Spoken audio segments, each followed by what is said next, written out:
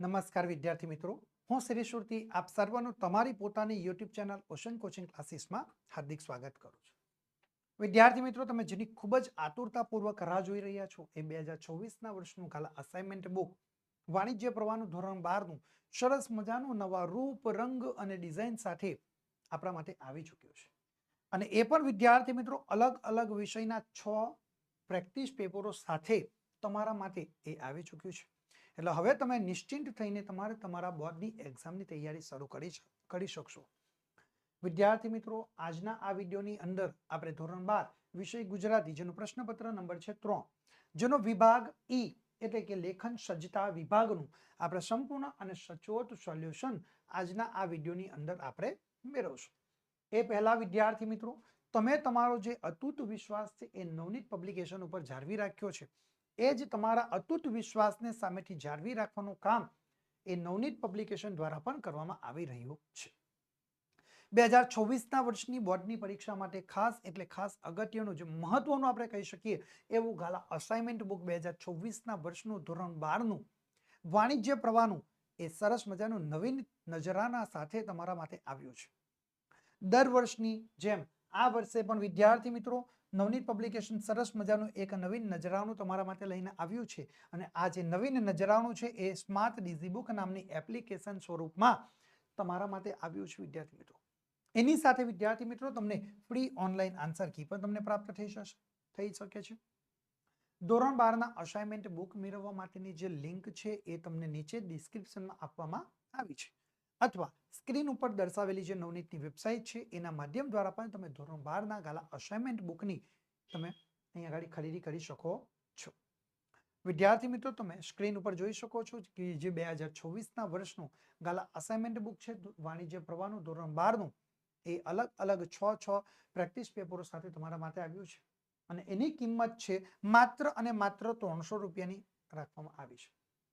વિદ્યાર્થી મિત્રો, તમે 2024ના વર્ષનું ગાલા અસાઇનમેન્ટ બુક ખરીદીને તમે તમારા જે કારકિર્દીના વર્ષને ઉજ્જવળ બનાવી શકો છો. આ 2024ના વર્ષનું જે ગાલા અસાઇનમેન્ટ બુક છે એનું મુખપૃષ્ઠ છે.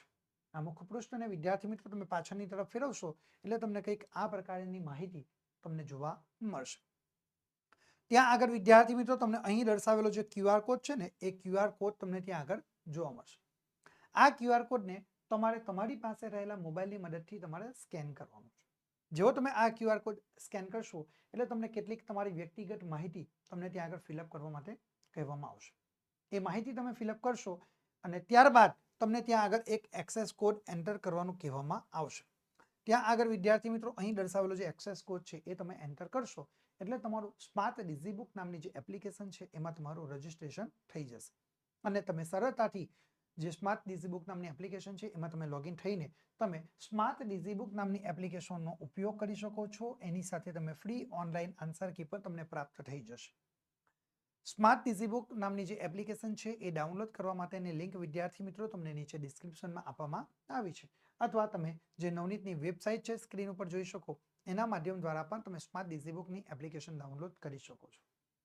વિદ્યાર્થી મિત્રો, આપણે વધુ સમય ન લેતા આપણો અભ્યાસ આગળ વધારીએ તો જોઈએ ધોરણ 12 વિષય ગુજરાતી ગાલા અસાઇનમેન્ટ બુક 2024ના વર્ષનું એનો વિભાગ ઈ એટલે કે તમારા માટે એ જે લેખન સજ્જતા વિભાગ છે એ. ઓકે વિદ્યાર્થી મિત્રો, તો આપણે સૌથી પહેલા 83 નંબરનો જે પ્રશ્ન છે એની સૂચનાઓ આપણે જોઈશું. તો સૂચના તમને આપવામાં આવી છે સૌથી પહેલા તો ભાઈ 83 નંબરનો જે પ્રશ્ન છે એટલે તમને એ તમારી અરજી લેખનનો પ્રશ્ન હોય. ઓકે, તો અરજી લેખનના પ્રશ્નની અંદર તમે સૂચના આપી છે એ તમે જુઓ કે ભાઈ નોલેજ માધ્યમિક શાળા અમદાવાદમાં વિજ્ઞાન વિષયના, હવે જો કયો વિષય છે, વિજ્ઞાન વિષયના શિક્ષક તરીકે જોડાવા માટે શાળાના આચાર્યશ્રીને તમારે અરજી લખવાની છે. વિદ્યાર્થી મિત્રો, હવે આ અરજી લેખન તમને પરીક્ષામાં કેટલા 5 ગુણની અંદર પરીક્ષામાં પૂછાશે. તો સૌથી પહેલા વિદ્યાર્થી મિત્રો અરજી લેખન કરતા પહેલા આપણને જે વિષય આપવામાં આવ્યો છે એ વિષયને આપણે ધ્યાનથી 2 વાર વાંચી લેવું. એ કામ તમારું થયા બાદ સૌથી પહેલા જ્યારે આપણે અરજી લેખન કરીએ ત્યારે જમણા હાથ ઉપર આપણે અરજી લખનારનું નામ, સરનામું આપણે સંપૂર્ણપણે લખવું પડશે અને કઈ તારીખે જે આપણે અરજી લેખન કરીએ છીએ એ તારીખ પણ આપણે ત્યાં દર્શાવવાની રહેશે. ઓકે, આ બધું જ વિદ્યાર્થી મિત્રો તમે અરજી લેખન કરો છો તો તમારા નોટબુકના પેજ ઉપર અથવા બોર્ડની એક્ઝામની જે તમારી પુરવણી હશે સપ્લિમેન્ટરી, એના જમણા હાથ ઉપર તમારે એક સીધી હરોળમાં તમારે લખવાનું રહેશે. ઓકે, તો જોઈએ આપણે કઈ રીતે લખવાનું. તો આ રીતે વિદ્યાર્થી મિત્રો તમે લખી શકો છો. જુઓ, તમારો વિષય નોલેજ માધ્યમિક શાળા અમદાવાદમાં વિજ્ઞાન વિષયના શિક્ષક તરીકે જોડાવા માટે શાળાના આચાર્યને અરજી છે. ઓકે, તો આપણે અહીંયા આગળ સૌથી પહેલા અહીંયા આગળ આપણે નામ લખ્યું છે સુભાષભાઈ પ્રજાપતિ. ઓકે, અહીંયા આગળ આપણે નામ લખ્યું છે વિદ્યાર્થી મિત્રો. હવે આપણે ધોરણ 10 અને 12ના જો વિદ્યાર્થી હોઈએ તો આપણે નામની ગોપનીયતા જાળવવાની હોય, પરંતુ અહીંયા આગળ આપણે ટેમ્પરરી આપણે નામનો ઉલ્લેખ કરેલ છે.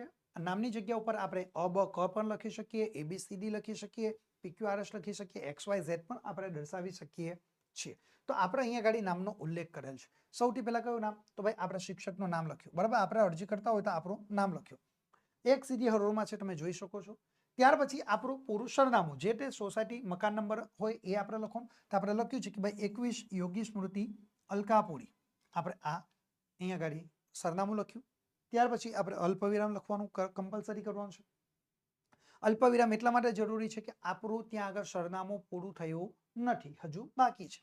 આ જે વિસ્તાર છે ક્યાં આવ્યો છે? તો આપણે લખી શકીએ છીએ કે ભાઈ વડોદરા 390-001.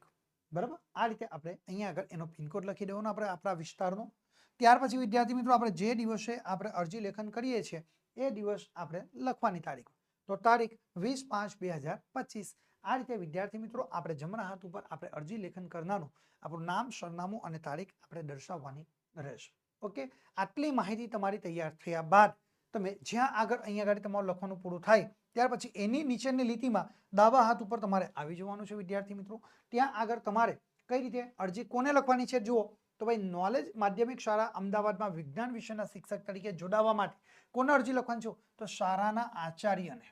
ઓકે, તો આપણે શાળાના આચાર્યને અરજી લખવાની છે. તો સૌથી પહેલા આપણે માનસૂચક શબ્દ પ્રતિ, બરાબર, આ રીતે આપણે લખવાનું. પ્રતિ આચાર્યશ્રી. બરાબર, સૌથી પહેલું જો પ્રતિ આચાર્યશ્રી થઈ ગયું. અલ્પવિરામ.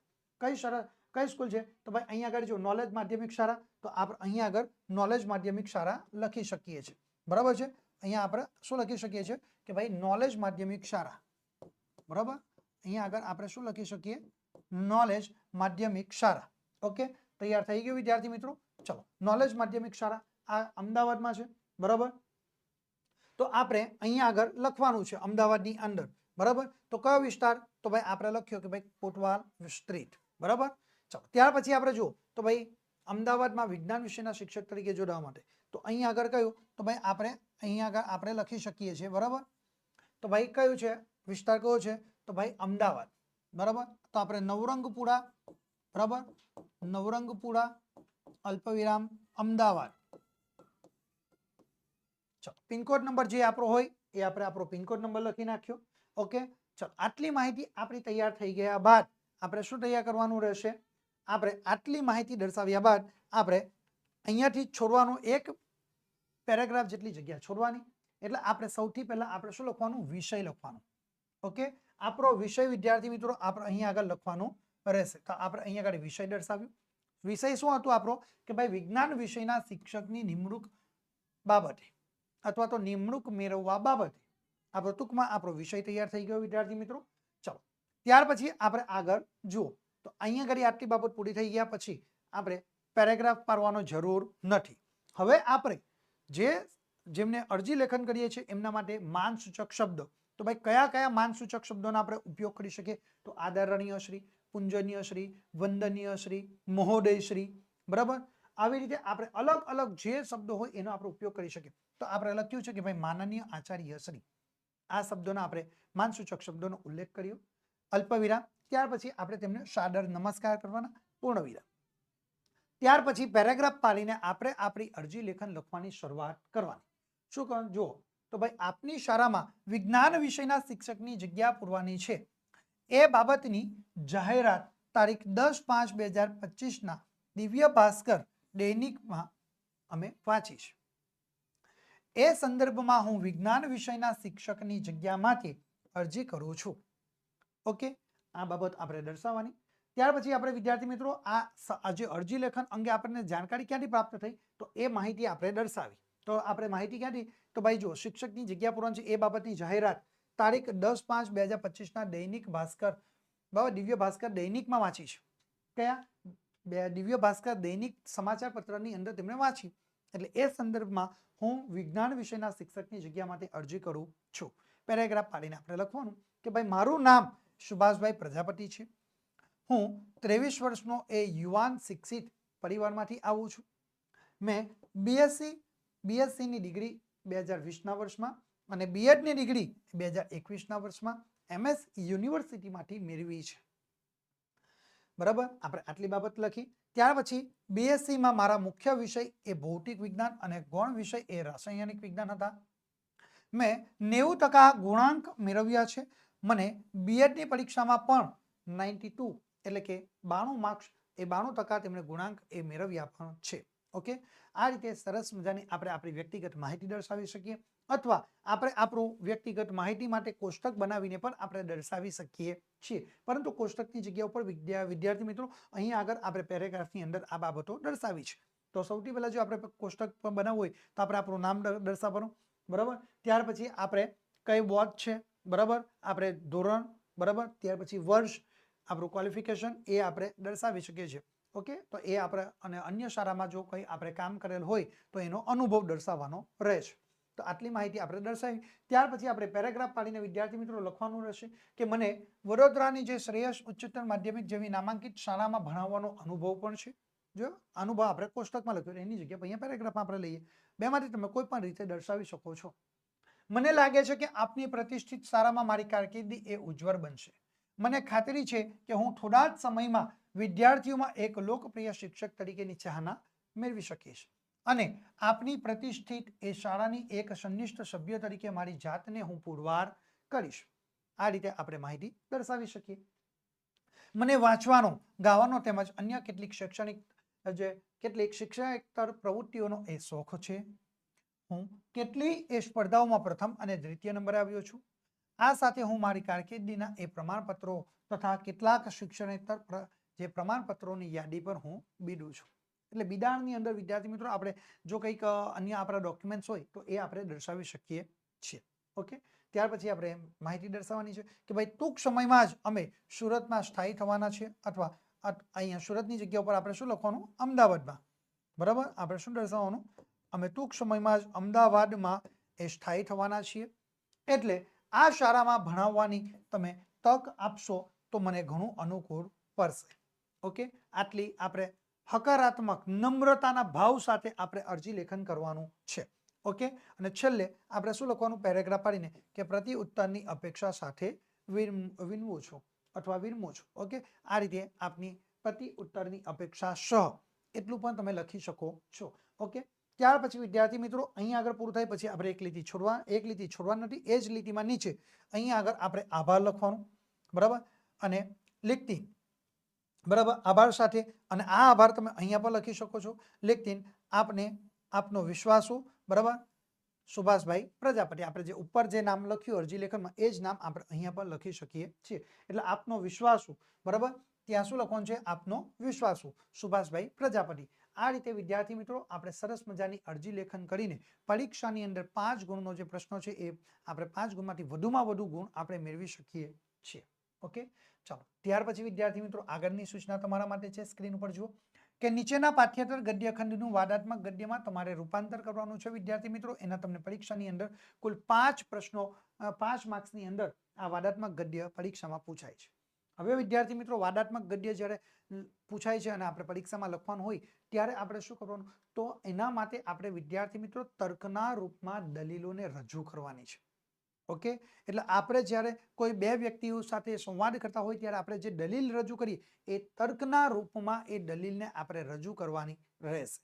ઓકે, ચલો તો આપણે જોઈએ વિદ્યાર્થી મિત્રો એનો પેરેગ્રાફ. ઓકે, તો 84 નંબરના પ્રશ્નની અંદર આ વાદાત્મક ગદ્ય પૂછાય છે. ઓકે, એના અર્થમાં આપણને ભાવાત્મક ગદ્ય પૂછાશે. તો જોઈએ 84 નંબરનો પ્રશ્ન. પેરેગ્રાફ આપ્યો છે કે ભાઈ આજે માતૃભાષાના સ્થાને અંગ્રેજી દ્વારા શિક્ષણ આપવાનું એ દિવસે ને દિવસે ફેશન બનતું જાય છે. સામાન્ય વિદ્યાર્થીઓ માટે અંગ્રેજી માધ્યમ એ બેવડી એ મુશ્કેલી આજે ઊભી કરે છે. એક મુશ્કેલી વિદેશી ભાષા શીખવાની અને બીજી મુશ્કેલી એની મારફતે વિષયને સમજવાની. માતૃભાષા દ્વારા શિક્ષણ અપાય તો બાળક માટે એ અભ્યાસ વધુ સરળ અને રસપ્રદ બને. માતૃભાષામાં અપાતા શિક્ષણ સાથે બાળક એ અંગ્રેજી ભાષા ક્રમશઃ એ શીખી શકે અને વયસ્ક થતા સુધીમાં એના પર એ સારું પ્રભુત્વ પણ મેળવી શકે. માતૃભાષાને જ એ શિક્ષણનું માધ્યમ બનાવાય અને એ રીતે એ પ્રાદેશિક ભાષાઓનો પૂરતો વિકાસ થાય તો શિક્ષણ ઓછું એ બોજારૂપ અને ઉપરથી એ કાર્ય સાધક નીવડે છે. ઓકે, આ જે પેરેગ્રાફ આપણને આપવામાં આવ્યો છે વાદાત્મક ગદ્યનો, હવે આપણે એને તર્કના રૂપમાં એમાં આપણે દલીલોને રજૂ કરીએ છીએ. ઓકે, તો આપણે કેટલાક શબ્દોનો આપણે ઉમેરો કરવાનો રહેશે. આપણે દલીલ આપણે પોતે ત્યાં આગળ રજૂ કરીએ છીએ એ જો કે અત્યંત દુઃખદ અને શરમજનક ઘટના છે. ઓકે, આપણે આ તર્ક આપણું લગાવ્યું છે. જુઓ, અત્યંત દુઃખદ અને શરમજનક ઘટના છે કે આજે માતૃભાષાને સ્થાને અંગ્રેજી દ્વારા શિક્ષણ આપવાનું એ ફેશન બનતું જાય છે. ઓકે, ત્યાર પછી જોઈએ, અંગ્રેજીના મોહમાં તણાઈ રહેલા એટલું નથી સમજતા કે સામાન્ય વિદ્યાર્થીઓ માટે અંગ્રેજી માધ્યમ એ બેવડી મુશ્કેલી એ ઊભી કરે છે. વિદેશી ભાષા શીખવાની અને એની મારફતે વિષયને સમજાવવાની માત્ર હું જ નથી કહેતો. શું અહીંયા આગળ જો બીજો આપણે તર્ક લગાવ્યો, માત્ર હું જ નથી કહેતો પણ દુનિયાભરના ભાષા શાસ્ત્રીઓ આ સત્ય સાથે એ સહમત થાય છે. જો અહીંયા બીજું ટર્મ, બરાબર, આ જે ભાષા શાસ્ત્રીઓ સાથે આ સત્ય સાથે તેઓ સહમત થાય છે કે માતૃભાષા દ્વારા શિક્ષણ અપાય તો બાળક માટે એ અભ્યાસ એ વધુ સરળ અને રસપ્રદ બને છે. અલબત્ત એ વ્યવસ્થા સામે મને જરાય વાંધો નથી કે માતૃભાષામાં અપાતા શિક્ષણની સાથે બાળક અંગ્રેજી ભાષા એ ક્રમશઃ એ શીખી શકે અને વયસ્ક થતા સુધીમાં એ બે ભાષા ઉપર એટલે કે પોતાની જે મૂળ ભાષા માતૃભાષા અને બરાબર એ વયસ્ક થતા સુધીમાં બે ભાષા ઉપર એ પોતે શિક્ષણ મેળવી શકે. બરાબર, એટલે પોતાની માતૃભાષા અને વ્યવહારુ ભાષા, બરાબર, અલગ અલગ ઘણા બધા લોકો માધ્યમ અલગ, આપણે ભણીએ આપણી માતૃભાષા ગુજરાતી હોય, આપણે અભ્યાસ કરીએ છીએ અંગ્રેજી માધ્યમ, તો એ એટલે બે ભાષા ઉપર એ સારું પ્રભુત્વ મેળવી શકે છે. બરાબર, ત્યાર પછી આપણે જો ઉદ્ગાર ચિહ્નોનો પણ એટલો જ પ્રમાણમાં આપણે ઉપયોગ કરેલ છે. ત્યાર પછી પરંતુ હવે તો આપણે સૌએ એકી અવાજે આ જ વાત પર ભાર મૂકવાની જરૂર છે કે માતૃભાષાને જ એ શિક્ષણનું માધ્યમ બનાવાય. હું દાવા સાથે એમ કહેવા તૈયાર છું કે જો દલીલ, જો આપણે દલીલ રજૂ કરી, હું દાવા સાથે એમ કહેવા તૈયાર છું કે એ તો દીવા જેવું એ સ્પષ્ટ છે. બરાબર, એમાં કોઈ બે મત નથી. એવા આપણે શબ્દોનો આપણે ઉપયોગ પણ કરી શકીએ છીએ. જો આમ થશે તો પ્રાદેશિક ભાષાઓનો પૂરતો વિકાસ થશે અને શિક્ષણ ઓછું બોજારૂપ બનશે તેમજ વધુ કાર્ય સાધક પણ એ નીવડશે.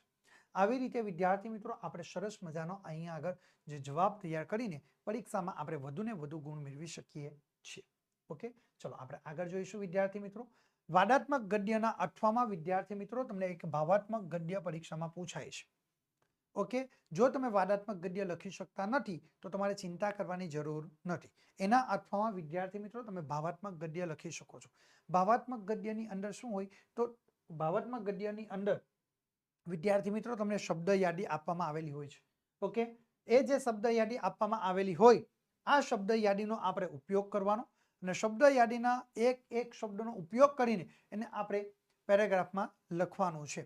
ઓકે, તો વિદ્યાર્થી મિત્રો જ્યારે ભાવાત્મક ગદ્યની અંદર આપણે લખાણ કરતા હોઈએ ત્યારે આપણે સૌથી પહેલા તો શું કરવાનું, તો ભાઈ સૌથી પહેલા આપણે જે કંઈ કામ કરવાનું છે એ કે ભાઈ ભાવાત્મક ગદ્યની અંદર આપણી લાગણી ભાવ પ્રગટ થતી હોવી જોઈએ. તો આપણે અહીંયા આગળનો જે પ્રશ્ન છે એ જોઈએ. તો સૂચના આપી છે કે નીચે આપેલ શબ્દ યાદીનો ઉપયોગ કરી જીવનમાં ચારિત્રનું મહત્વ એ વિશે આપણે 70 થી 80 શબ્દોની અંદર આપણે ભાવાત્મક ગદ્યની ઉપર આપણે લેખન કરવાનું રહેશે. ઓકે, ચલો હવે આપણે અહીંયા આગળ શબ્દ યાદી જોઈએ વિદ્યાર્થી મિત્રો. ઓકે, તો સૌથી પહેલા અહીંયા આગળ જોઈએ ચારિત્ર જીવનની એ શોભા છે. શું છે શબ્દ યાદી? ચારિત્ર એ જીવનની શોભા, શરીરમાં ફેફસા, જીવનમાં ચારિત્ર્ય, ચારિત્રહીન વ્યક્તિની કિંમત એ કોડીની, ચારિત્ર એ બધા જ સદગુણોનો સરવાળો, ચારિત્રવાન વ્યક્તિઓની ઉણપ, ચારિત્રવાન વ્યક્તિની સમાજ પર થતી અસરો અને ચારિત્રની કેળવણી પર અનિવાર્યતા. ઓકે, આ બધા શબ્દો છે. હવે વિદ્યાર્થી મિત્રો આ જે તમામ પ્રકારના શબ્દો છે ને એને આપણે અહીંયા આગળ શું કરીએ, એ શબ્દને હું સાફ કરી નાખું છું જેથી કરીને આપણે એ શબ્દ યાદીની અંદર એનો આપણે ઉપયોગ કરેલ છે એટલે તમને ખ્યાલ નહીં આવશે. એટલે હવે આપણે શું કરશું, આ શબ્દ યાદી ઉપરથી આપણે જે જવાબ આપણે તૈયાર કરીશું. એટલે હું તમને ત્યાં આગળ બતાવીશ કે કયા કયા શબ્દોનો આપણે ઉપયોગ કરી શકીએ છીએ. ઓકે, તો ચાલો જુઓ વિદ્યાર્થી મિત્રો, તમારા માટે અહીં આગળ પ્રશ્ન તમારા માટે છે. તો આપણે જો સૌથી પહેલા શીર્ષક લખ્યું જીવનમાં ચારિત્રનું મહત્વ. ઓકે, તો આપણે અહીં આગળ દર્શાવી છે કે જીવનમાં ચારિત્રનું મહત્વ. ઓકે, આ આપણો શીર્ષક થઈ ગયું. ચાલો હવે જુઓ ચારિત્ર જીવનની શોભા. ઓકે, તો આપણે જોઈએ ચારિત્ર, સૌથી પહેલા તો ચારિત્ર. ઓકે, પછી જીવનની શોભા. તો પહેલો જ શબ્દ આપણે જોઈએ ચારિત્ર. ઓકે, આ શબ્દ છે ચારિત્ર. તો અહીં ધ્યાન રાખજો તો ભાઈ મનુષ્ય જીવનમાં ચારિત્રનું મહત્વ જેટલું આંકે એટલું ઓછું છે. ઓકે, તો ચારિત્ર શબ્દ આવી ગયો અહીંયા આગળ. તો જો મનુષ્ય જીવનમાં ચારિત્રનું મહત્વ જેટલું પણ આપણે આંકીએ એટલું ઓછું છે. બરાબર. હવે જો બીજો શબ્દ કે જીવનની શોભા. તો ચારિત્ર જ એ મનુષ્યના જીવનની શોભા છે. ઓકે, આ બીજો શબ્દ આવી ગયો અહીંયા આગળ. ચારિત્ર જ મનુષ્યના જીવનની શોભા. તો જીવનની શોભા આવી ગયો બીજો શબ્દ તમારા માટે વિદ્યાર્થી મિત્રો, ધ્યાન રાખજો. ત્યાર પછી જુઓ શરીરમાં ફેફસા. જેવી રીતે આપણું શરીર છે મનુષ્યનું, એ શરીરને ટકાવવા માટે ફેફસાની જરૂર પડે. એવી જ રીતે મહાન એ સદગુણ છે. બરાબર. તો શરીરમાં બરાબર મહાન સદગુણ છે, એ શોભા છે, મહાન સદગુણ છે. બરાબર. જો આ સદગુણોનો સરવાળો, તો આપણે અહીંયા એ મહાન સદગુણો છે. ત્યાર પછી આપણે જુઓ એ શરીરમાં જેમ જે અગત્ય એ ફેફસાનું છે તે જ અગત્ય જીવનમાં ચારિત્રનું છે. બરાબર. શરીરમાં ફેફસા છે તો અહીંયા આગળ આપણે ઉલ્લેખ કર્યો કે એ ફેફસાનું. બરાબર. શરીરમાં બરાબર જો આ શરીરમાં જે અગત્ય ફેફસાનું છે તે જ અગત્ય જીવનમાં ચારિત્રનું રહ્યું છે. બરાબર. ફેફસા જીવનમાં ચારિત્ર. બરાબર. તો એ જ અગત્ય જીવનમાં ચારિત્રનું આપણને રહેલું જોવા મળશે. બરાબર. ચલો ત્યાર પછી આગળનો શબ્દ જો ચારિત્રહીન વ્યક્તિની કિંમત કોડીની. બરાબર. આ જોઈ લો. અહીંયા આગળ આપણે બધા જ શબ્દોને અંડરલાઈન કરીશું. ઓકે, તો ભાઈ આપણે આગળ લખવાનું કે ભાઈ અહીંયા જુઓ તો જીવનમાં ચારિત્રનું મહત્વ રહ્યું છે. માણસની કિંમત એની વિદ્ધતાથી કે સત્તાથી, એ સત્તા સંપત્તિથી, અંકાથી નથી. જે મનુષ્યની જે કિંમત છે એ શાનાથી? માણસની કિંમત એની વિદ્ધતાથી કે સત્તા સંપત્તિથી એ ક્યારે પણ એ આપણે આંકી શકતા નથી. એ શાનાથી અંકાય છે? એ ચારિત્ર્યથી જ એ અંકાય છે. શાનાથી અંકાય છે? એ ચારિત્ર્યથી જ અંકાય છે. એટલે આપણે આગળ લખી શકીએ કે ભાઈ જે આપણું ચારિત્ર છે એની કિંમત કેવી? ચારિત્રહીન વ્યક્તિની કિંમત એ કોડીની હોય છે, કોડી જેટલી પણ નથી. ઓકે, જો કિંમત તો એક કોડી જેટલી પણ નથી. ઉદ્ગાર ચિહ્નોનો આપણે ઉપયોગ કર્યો. ત્યાર પછી આપણે જુઓ ચારિત્ર એ બધા સદગુણોનો સરવાળો. બરાબર. આ શબ્દ હતો. બરાબર. તો આપણે અહીંયા જુઓ કે સંતો અને શાસ્ત્રોના ઉપદેશનો જે પ્રધાન સુર પણ એ જ છે કે ચારિત્ર એ બધા સદગુણોનો સરવાળો છે. આજે આપણા દેશનું એકમ ભાગ્ય છે કે આપણે ત્યાં ઉચ્ચ ચારિત્ર્યવાળી એ સાધુ ચારિત્રવાન વ્યક્તિઓની ભારે એ ઉણપ આપણને વર્તાતી જોવા મળે છે. ઓકે, સમાજના ઘડતરમાં જો કોઈને વિશેષ ફાળો હોય તો એ સમાજની ચારિત્રવાન વ્યક્તિઓનો જ છે. ઓકે, આગળનો શબ્દ કયો છે? ચારિત્રવાન વ્યક્તિઓ. બરાબર. ચારિત્ર બધા સદગુણોનો સરવાળો, ચારિત્રવાન વ્યક્તિઓ. બરાબર. તો આપણે લખી શકીએ તો ભાઈ સમાજની ચારિત્રવાન વ્યક્તિઓનો જ. બરાબર. સમાજના ઘડતરમાં જો કોઈનો સવિશેષ ફાળો હોય તો એ કોનો છે? સમાજની ચારિત્રવાન વ્યક્તિઓનો. ચારિત્રવાન વ્યક્તિની એ સમાજના વર્તન અને વ્યવહાર ઉપર એ ભારે અસર પડે છે. આ પોઈન્ટ પણ આવી ગયો. બરાબર. ચારિત્રવાન વ્યક્તિની સમાજના એ વ્યવહાર પર તેની ભારે અસર પડે છે. બરાબર. એટલા માટે તો મોટા શિક્ષણકારો એ આ વાત ઉપર ખાસ ભાર મૂકે છે કે સારા મહાસારાના શિક્ષણમાં ચારિત્રની કેળવણી એ અનિવાર્યપણે આપવી જોઈએ. બરાબર. ચારિત્રની કેળવણી એ અનિવાર્યપણે આ શબ્દ છે. બરાબર. તો ભાઈ એટલા માટે કહ્યું છે કે ભાઈ શાળા કોલેજ, સારા મહાસારા અને સારાના એ શિક્ષણમાં ચારિત્રની કેળવણી એ અનિવાર્યપણે આપણે હંમેશા માટે આપવી જ જોઈએ. આ રીતે વિદ્યાર્થી મિત્રો આપણે સરસ મજાનું અહીંયા આગળ ભાવાત્મક ગદ્ય તૈયાર કરી શકીએ છીએ અને વધુમાં વધુ ગુણ મેળવી શકીએ છીએ. ઓકે, ચાલો હવે આપણે તેના આગળ જોઈએ નવો પ્રશ્ન, નવી સૂચના તમારા માટે સ્ક્રીન ઉપર છે. 85 નંબરનો પ્રશ્ન છે વિદ્યાર્થી મિત્રો. જુઓ આપણે 85 નંબરનો પ્રશ્ન.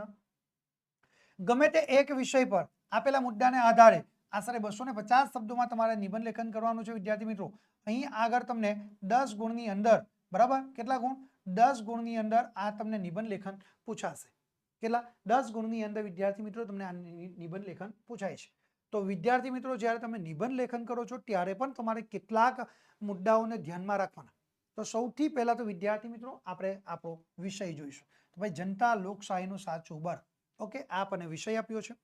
તો હવે આપણે જોઈએ વિદ્યાર્થી મિત્રો આ વિષય ઉપર કેવી રીતે નિબંધ લેખન કરીએ. તો સૌથી પહેલા તો આપણને જે વિષય આપવામાં આવ્યો છે એ વિષયને કેન્દ્રમાં રાખીને જ આપણે નિબંધ લેખન કરવું જોઈએ. બીજો મુદ્દો કે નિબંધ લેખન જ્યારે કરીએ છીએ ત્યારે આપણે સંપૂર્ણપણે આપણી મૌલિકતાનો ભરપૂર માત્રામાં ઉપયોગ કરવાનો છે. બે મુદ્દાઓ ક્લિયર થયા. ત્રીજો મુદ્દો કે આપણને જે વિષય આપ્યો છે એ વિષયથી આપણે ક્યારેય વિમુખ થવાની જરૂર નથી. વિષયને કેન્દ્રમાં રાખીને જ આપણે આગળ વધવાનું. યોગ્ય જેટલા મુદ્દાઓ આપણને આપવામાં આવ્યા છે આ તમામ મુદ્દાઓને આપણે આવડી લેવાના છે. એક પણ મુદ્દો એમાંથી બાકી રહી જવો જોઈએ નહીં, એ બાબતનું ખાસ ધ્યાન રાખવું. યોગ્ય જગ્યા ઉપર યોગ્ય પેરેગ્રાફ આપણે મૂકવા જોઈએ. વધુ પડતા પેરેગ્રાફ એ યોગ્ય નથી. ઘણા બધા વિદ્યાર્થીઓ હાંસિયાની અંદર પોઈન્ટ ડેશ ડેશ કરીને એ પેરેગ્રાફ આપણે લખતા હોઈએ છીએ, પરંતુ નિબંધ લેખનની અંદર ક્યારેય પોઈન્ટ કરીને આપણે લખવાનું હોતું નથી વિદ્યાર્થી મિત્રો. એટલે આ એક બાબત તમારે ખાસ ધ્યાનમાં રાખવું. જરૂરિયાત કરતાં વધુ પેરેગ્રાફ આપણા થવા જોઈએ નહીં. નિબંધ લેખન કરીએ છીએ ત્યારે આપણે કેટલાક કવિઓ, વિદ્વાનો, મહાપુરુષોના જે સદવિચારો છે એ સદવિચારોને આપણે અહીં આગળ આવડી લેવાના રહેશે. જેની અંદર વિદ્યાર્થી મિત્રો આપણે જોઈએ તો ગુજરાતી પંક્તિ હોય, અંગ્રેજી વિષયની હોય કે ભાઈ હિન્દી વિષયની હોય કે સંસ્કૃત વિષયની, એ યોગ્ય પંક્તિઓનો અથવા તો યોગ્ય વિચારોનો ઉપયોગ કરીને વિદ્યાર્થી મિત્રો આપણે અહીં આગળ નિબંધ લેખનમાં આવે તેનો ઉપયોગ કરી શકીએ છીએ. ઓકે, તો આટલી બાબતો તમારે ખાસ તમારે ધ્યાનમાં રાખવાની છે. ઓકે, નિબંધ લેખન કરીએ ત્યારે આપણી વાક્ય રચના સીધી, સાદી અને સરળ શૈલીની આપણી હોવી જોઈએ. ક્યાંય કોઈ પણ જગ્યા પર આપણે વધારે પડતું એ લખાણ કરવાની જરૂર નથી. જરૂરિયાત પ્રમાણેનું જ આપણે લખાણ કરવાનું છે. બહુ વધારે પડતું લખાણ કરવાની જરૂર નથી. વિદ્યાર્થી મિત્રો છેલ્લે જે પ્રશ્નો છે એ છેલ્લો જે મુદ્દો છે એ તમારા અક્ષર સ્વચ્છ અને સુંદર મોતીના દાણા જેવા તમારા અક્ષર હોવા જોઈએ. છેકછાક રહિત તમારું લખાણ હોવું જોઈએ. ઓકે, ચલો હવે આપણે નિબંધ લેખનની શરૂઆત કરીશું. તો આપણો વિષય હતો કે ભાઈ જનતા લોકશાહીનું સાચું બળ, એને કેન્દ્રમાં રાખવાનું. એના મુદ્દા જોઈએ તો ભાઈ પ્રસ્તાવના, લોકશાહીના સંકલ્પનો અર્થ, લોકશાહીનો આધારસ્તંભ પ્રજા, લોકશાહીનું સાચું એ બળ, જનતાની જવાબદારી, લોકશાહીની સફળતાના 4 પાયા અને ઉપસંહાર. ઓકે, આટલી બાબતો આપણે જોઈશું. ચલો હવે આપણે આગળ જોઈએ વિદ્યાર્થી મિત્રો. આપણે જવાબ લખવાનો કે ભાઈ લોકશાહી એ એક એવા પ્રકારની શાસન વ્યવસ્થા છે કે જેમાં જનતા પોતાનો એક કિંમતી મત આપીને વ્યક્તિ કે પક્ષના હાથમાં સત્તાના સૂત્રો એ સોંપે છે. લોકશાહી એ શાસનનો રાજા પ્રજા છે. લોકશાહી શાસનનો રાજા કોણ છે? તો એ પ્રજા છે. અબ્રાહમ લિંકને એ લોકશાહી એટલે લોકોનું લોકો માટે અને લોકોનું લોકો માટેનું અને લોકો દ્વારા ચાલતું શાસન, એવી વ્યાખ્યા એમણે અબ્રાહમ લિંકને લોકશાહીની આપણને આપી છે. આ ઉપરથી આપણે કહી શકાય કે લોકશાહીમાં સાચું બળ એ લોકો જ છે. જનતાની જાગૃતિ અને લોકશાહી પ્રત્યેની શ્રદ્ધા જ લોકશાહીની શાસન વ્યવસ્થાને એ વધુ મજબૂત એ બનાવી શકે છે. ઓકે, ચલો ત્યાર પછી આપણે આગળ લખી શકીએ કે લોકશાહીમાં પ્રજાનો જ એ અધિકાર હોવા છતાં તે શાસન વ્યવસ્થામાં એ પ્રત્યક્ષ ભાગ લઈ શકતી નથી. લોકોએ મતદાન દ્વારા ચૂંટેલા નેતાઓ એ લોકોના પૈસે એશો આરામ અને તાકતના કરતા એ આપણને નજરે ચડે છે. ત્યારે ધરતી માતા માર્ગ આપે તો એ ધરતીમાં સમાઈ જવાનું આપણું મન થાય છે. લોકોએ જ ચૂંટેલા નેતાઓ પ્રજાને જ્યારે જરૂર પડે ત્યારે તેને ધોળે દિવસે એ તારા દેખાડતા પણ આપણને જોવા મળે છે. લોકશાહીના મૂળભૂત હકોની એ અવગણના થાય છે, પણ સ્વાર્થી એ રાજકારણીઓના એ પ્રપંચનો કોઈ પણ પાર નથી. જરૂર પડે ત્યારે તે પ્રજા પાસે જઈને એ પ્રજાની પાસે એ માફી પણ માંગી લેતા જોવા મળે છે. કારણ કે જનતા પાસે મતાધિકાર છે.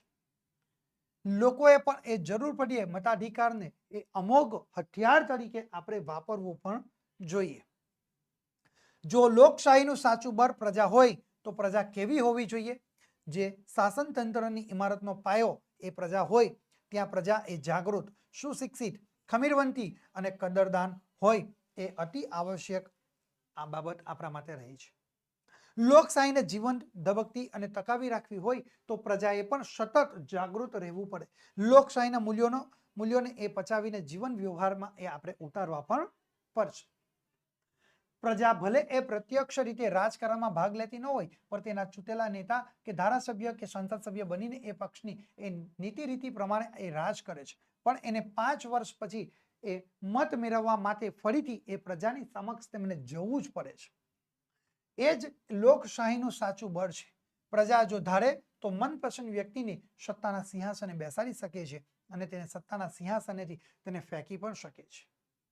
પ્રજાની પ્રચંડ તાકાતનો પરચો એ ભલભલા એ મધાનતાઓને એ વિનમ્ર પણ બનાવે છે.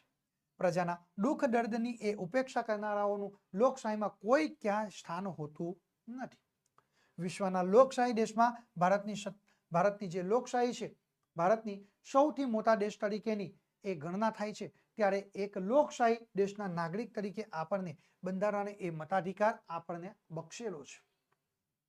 આ મતાધિકાર કોઈ મામૂલી ચીજ નથી કે દેશના ઉત્થાન માટેની આ એક સોનેરી તક છે. લોકશાહી દેશના નાગરિક તરીકે જાગૃત રહી આપણે ચોક્કસપણે અવશ્ય મતદાન પણ કરવું જોઈએ.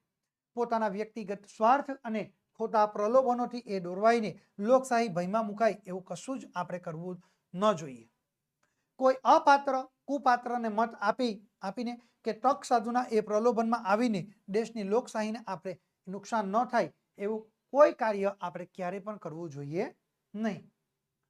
અને છેલ્લે આપણે પેરેગ્રાફ પાડીને લખવાનું છે વિદ્યાર્થી મિત્રો કે જનતાની જાગૃતિ, શિક્ષણ, વિવેક બુદ્ધિ અને તાર્કિક નિર્ણય શક્તિ એ લોકશાહીના અંગો છે.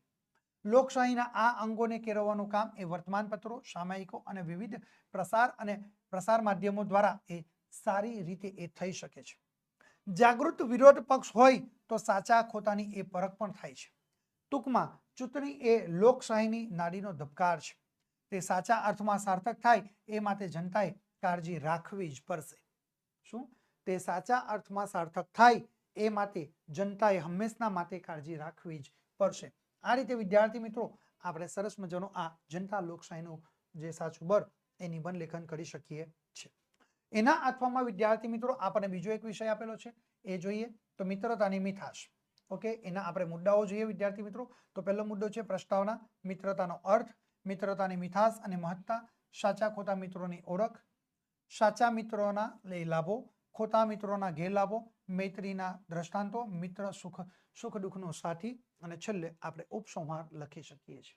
તો આપણે જોઈએ વિદ્યાર્થી મિત્રો, તો અહીં આગળ આપણે મિત્રતાની મીઠાશમાં સરસ મજાની એક પંક્તિ લઈને આપણે એ નિબંધ લેખનની શરૂઆત કરી શકીએ છીએ.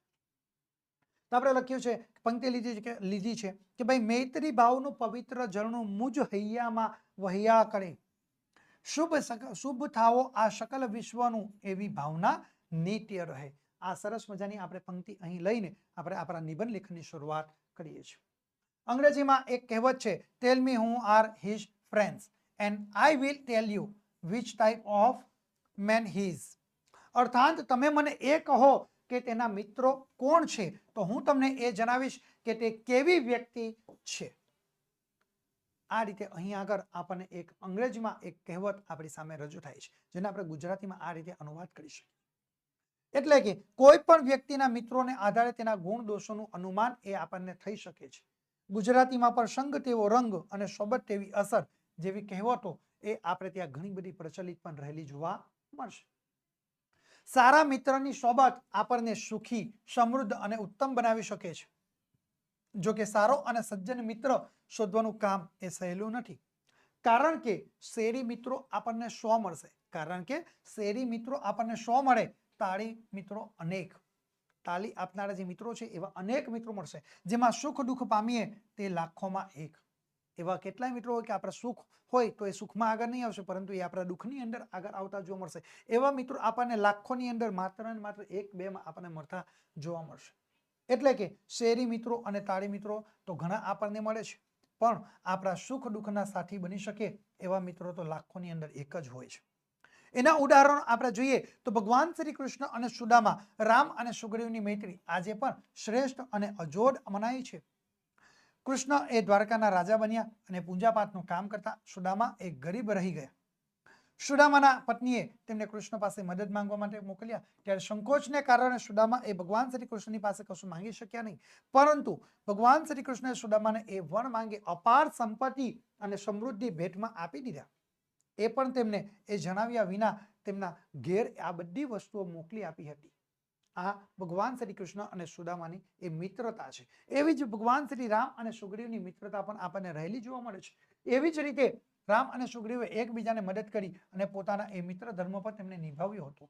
રામ ભગવાને એ વાલી જેવા અજય યોદ્ધાને એ હણીને સુગ્રીવને તેના ત્રાસથી એ મુક્તિ અપાવી, તો સુગ્રીવે રામ ભગવાનને એ રાવણ સામેના યુદ્ધમાં એ તમામ એવી મદદ પણ કરેલી આપણને જોવા મળે છે.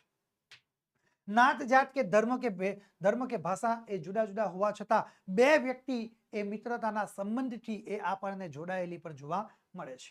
સ્વભાવ અલગ હોવા છતાં એકબીજાને અનુકૂળ થવા માટે એ હંમેશા માટે પ્રયત્ન કરતા હોય છે. એકમેકની પસંદગીનો ખ્યાલ રાખે છે.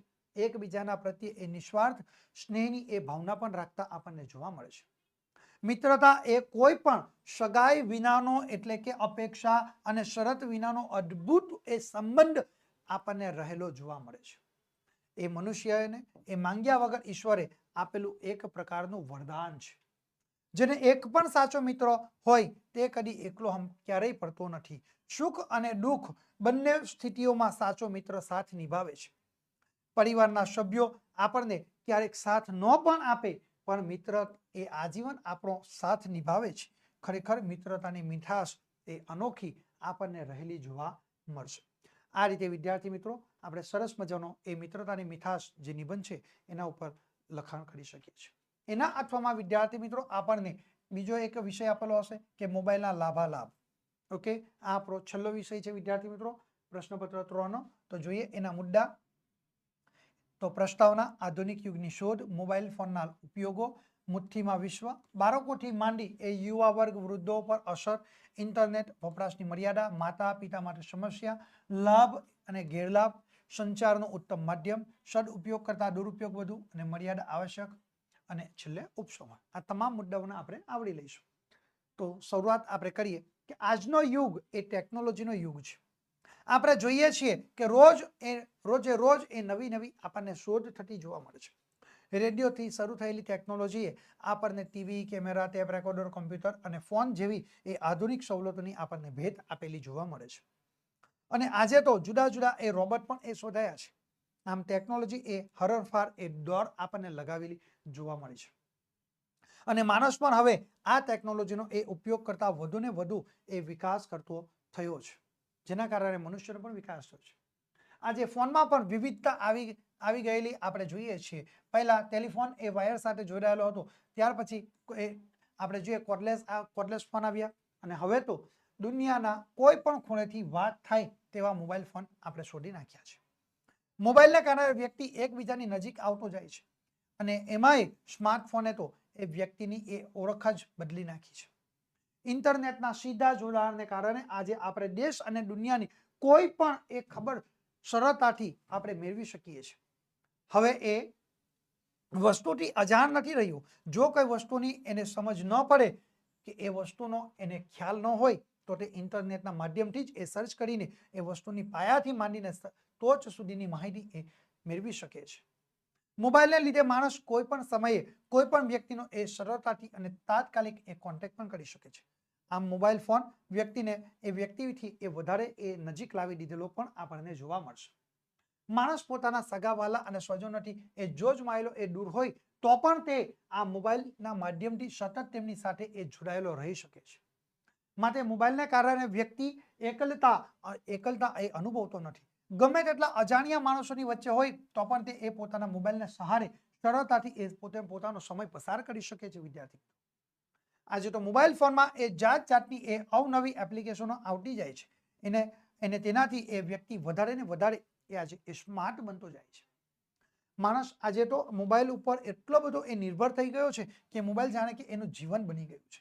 કોઈ એ મજાકમાં જ કહ્યું છે, મજાકમાં પણ કહ્યું છે કે ભગવાન મને એ સ્વર્ગમાં મોકલે કે નર્કમાં, મને મારો મોબાઈલ અને મારું એ ચાર્જર સાથે આપજો.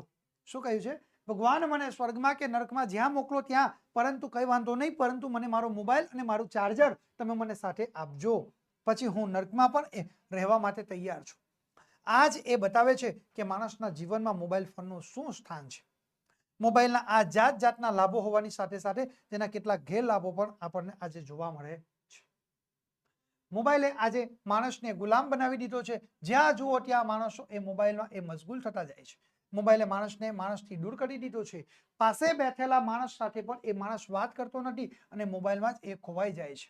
અરે કંઈ ન હોય તો તે મોબાઈલમાં સતત એ ગેમ રમ્યા કરે છે, ઇન્ટરનેટના એ સર્ફિંગ કર્યા કરે છે. આપણે જાણીએ છીએ કે કેટલીક ગેમો તો એવી છે કે જેને માણસનો એ જીવ પણ લીધો છે. મા બાપની એ બૂમો પણ એ મોબાઈલમાં એ મશગુલ બાળક એ સાંભળી શકતો નથી. ઘણા માતા પિતાની ફરિયાદ હોય છે કે તેમનું બાળક એ આખો દિવસ એ મોબાઈલમાં ગેમ રમ્યા કરે છે કે ઇન્ટરનેટમાં એ મશગુલ રહે છે. ખાતી વખતે પણ તેના હાથમાંથી એ મોબાઈલ છૂટતો નથી. જે ઘણી બધી એ ચિંતાની બાબતો છે આપણા માટે. મા બાપ માટે તો એ મોબાઈલ માથાનો દુખાવો બની ગયો છે. નાના બાળકના હાથમાંથી પણ જો મોબાઈલ લઈ લેવામાં આવે તો તે રડવા લાગે છે. આમ મોબાઈલના એ લાભની સાથે સાથે ગેરલાભ પણ એટલા જ છે. મોબાઈલ માણસને દેશ દુનિયાની સાથે જોડે છે પણ તેના પરિવારથી એ છૂટો પાડી દે છે. શું છે? મોબાઈલ એ માણસને દેશ અને દુનિયાની સાથે જોડે છે પણ તેના પરિવારથી એ તેને છૂટો પાડી દે છે. આમ ટૂંકમાં આમ કહી શકાય કે દરેક વસ્તુમાં સારા અને નરસા બે પાસા આપણને જોવા મળે છે. એ જોતા મોબાઈલનો જો માપસર અને જરૂરિયાત મુજબ જ એ ઉપયોગ કરવામાં આવે તો તે આશીર્વાદરૂપ એ બની રહે છે અને જો મર્યાદા તોડીને અમાપ ઉપયોગ કરવામાં આવે તો એ આપણા માટે શ્રાપરૂપ બની રહે છે. આમ આ રીતે વિદ્યાર્થી મિત્રો આપણે સરળતાથી આપણે આ નિબંધ લેખન કરી શકીએ છીએ.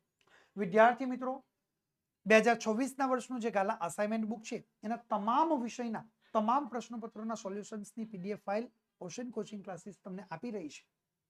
વિદ્યાર્થી મિત્રો જો તમે આ 2024ના વર્ષનું ગાલા અસાઇનમેન્ટ બુક છે એના તમામ વિષયના પ્રશ્નપત્રના તમામ સોલ્યુશન્સની પીડીએફ ફાઇલ તમે સરળતાથી જોઈતી હોય અથવા તમે બિલકુલ સરળતાથી પણ મેળવી શકો છો. એનામાં તમને આ તમામ વિષય એટલે કે એકાઉન્ટ વિષય, state, BA, economics, SPCC, Gujarati અને અંગ્રેજી આ તમામ વિષયના તમામ પ્રશ્નપત્રના સોલ્યુશન્સની જે સંપૂર્ણ અને સચોટ જે સોલ્યુશનની પીડીએફ ફાઇલ તમે સરળતાથી મેળવી શકો છો. આ તમામ વિષયના સોલ્યુશનની પીડીએફ ફાઇલ મેળવવા માટે તમે અત્યારે જ અમારા મોબાઈલ નંબરનો સંપર્ક કરી શકો છો. અમારો મોબાઈલ નંબર છે 7046 22 22 54 નંબરનો તમે સંપર્ક કરીને વિદ્યાર્થી મિત્રો તમે ગાલા અસાઇનમેન્ટ બુકના તમામ વિષયના સોલ્યુશન્સની પીડીએફ ફાઇલ તમે મેળવી શકો છો. વિદ્યાર્થી મિત્રો તમે તમારા મોબાઈલના પ્લે સ્ટોરમાં જઈને ઓશન કોચિંગ ક્લાસીસની જે એપ્લિકેશન છે એના માધ્યમ દ્વારા પણ તમે સરળતાથી ગાલા અસાઇનમેન્ટ બુકના સોલ્યુશનની પીડીએફ ફાઇલ તમે મેળવી શકો છો. વિદ્યાર્થી મિત્રો ધોરણ 12ના નવા અપડેટ મેળવવા માટે તમે અત્યારે જ અમારા વોટ્સઅપ ગ્રુપની અંદર જોડાઈ જજો. કોર્સને લગતી વધુ માહિતી માટે તમે સ્ક્રીન ઉપર આપેલ મોબાઈલ નંબરનો તમે સંપર્ક કરી શકો છો. વિદ્યાર્થી મિત્રો આજના આ વિડીયોની અંદર આપણે ધોરણ 12 વિષય ગુજરાતી જેના પ્રશ્નપત્ર નંબર 3 જેનો વિભાગ ઈનું સંપૂર્ણ અને સચોટ સોલ્યુશન મેળવી ચૂક્યા છે. વિદ્યાર્થી મિત્રો આપણે ફરી પાછા મળીશું એક નવા વિડીયો સાથે, એક નવા વિભાગ સાથે, નવા પ્રશ્નપત્ર સાથે. ત્યાં સુધી હું આપ સર્વની રજા લઉં છું. થેન્ક યુ વિદ્યાર્થી મિત્રો.